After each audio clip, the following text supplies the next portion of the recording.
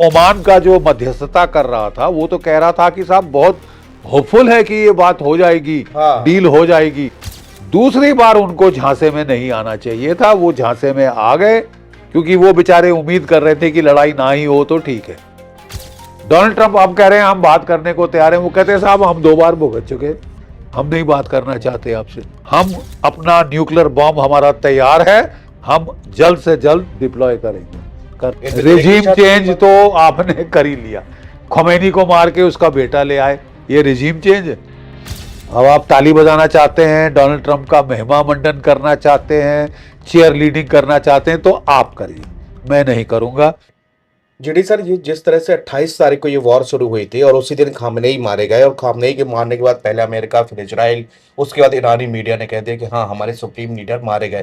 Sir बड़ा बहुत shocking नहीं लगता है कि एक जहां पे जो देशी सुरंगों, जहां पे टनल सुरंगें सब हो, क्योंकि ये सर चर्चा इसलिए शुरू हुई क्योंकि x raw agent lucky based उन्होंने एक ट्वीट डाला, फिर उन्होंने कहा कि मुझे ये बात पच नहीं रही कि इतना सुप्रीम कमांडर जो कि पहले से बंकर में थे, पहले वो मीडिया के सामने नहीं आ रहे थे, और एंड टाइम पे जब उनको पता है कि अमेरिका की मिसाइलें तनी हुई हैं और वो ओपन जगह में ऊपर जो है इमारत पे अपने कमांडरों के साथ में मीटिंग कर रहे हो, ईरान की इंटेलिजेंस इतनी वीक, इतनी कमजोर है नहीं, दिस वाज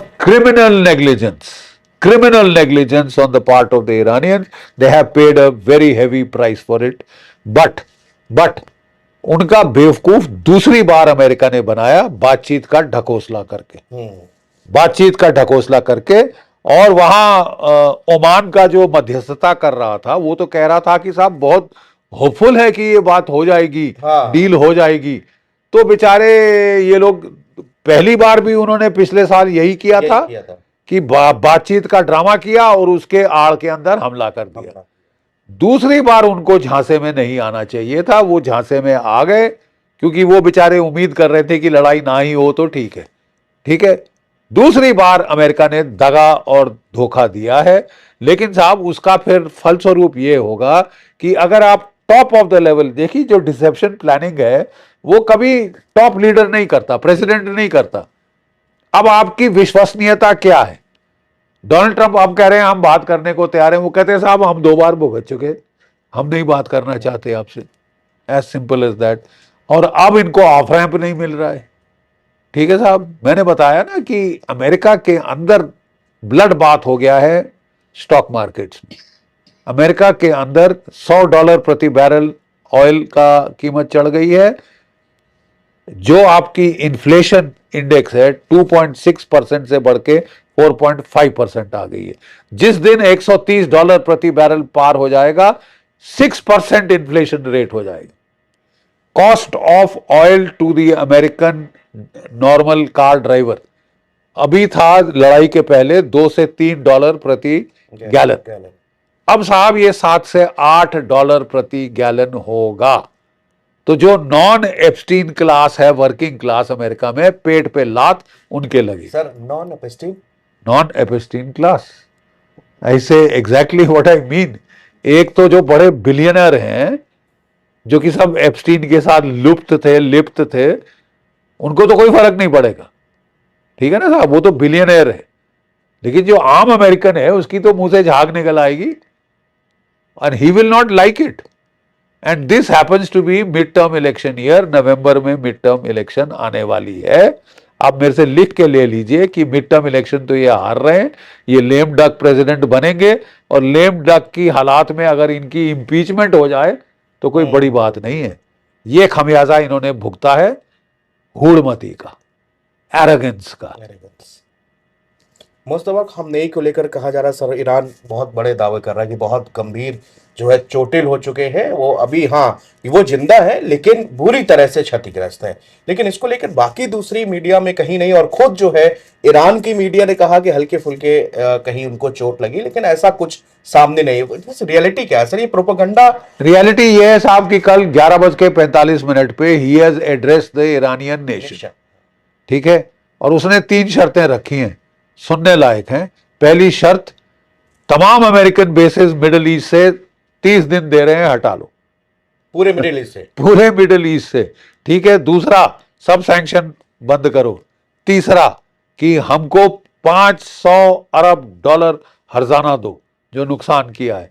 चौथा, हम अपना न्यूक्लियर बॉम्ब हमारा तैयार है, हम जल्द से जल्द डिप्लॉय करेंगे। कर लो बात। रिजीम चेंज तो आपने कर ही लिया, खोमेनी को मार के उसका बेटा ले आए, ये रिजीम चेंज है। देखिए साहब, ये हुड़मती में जो लड़ाई की गई है, और अगर ये लड़ाई की गई थी कि साहब व्यक्तिगत कारणों के लिए कि एप्स्टीन फाइल सुर्खियों में ना आए, तो ये तो साहब क्रिमिनल है, क्रिमिनल फॉली, क्रिमिनल फॉली। ये सर फर्स्ट टाइम हम ऐसा युद्ध देख रहे हैं कि जहां राजा पहले ही दिन मारा जाता है, और लेकिन उसके बाद ये युद्ध सर दुगनी तेजी के साथ और तेजी बढ़ता चला जा रहा है।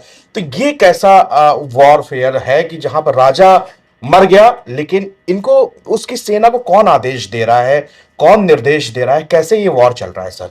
Good question. देखिए, हर लड़ाई में कुछ नई चीजें आती हैं, जैसे कि पिछले 3-4 सालों से drone warfare, revolution in military affairs.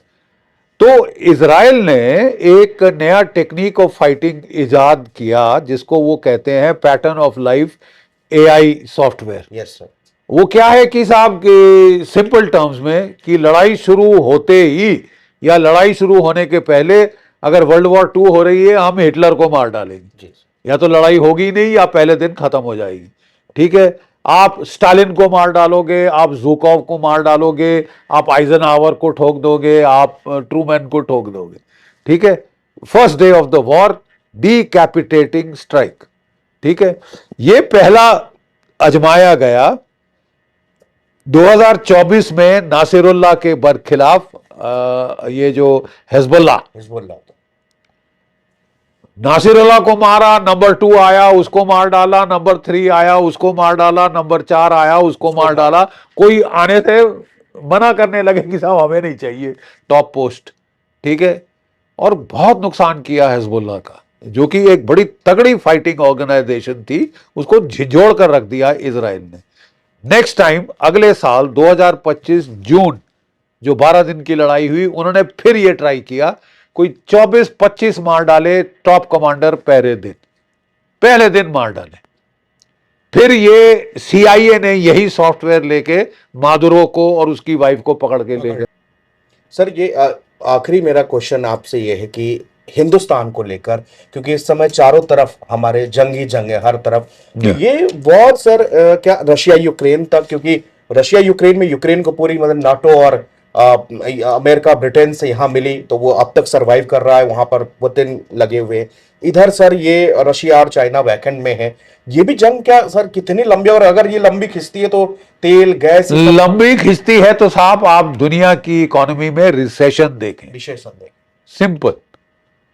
अब आप ताली बजाना चाहते हैं, डोनाल्ड ट्रंप का महिमा मंडन करना चाहते हैं, चीयर लीडिंग करना चाहते हैं, तो आप करिए, मैं नहीं करूंगा। जय भारत, जय हिंद।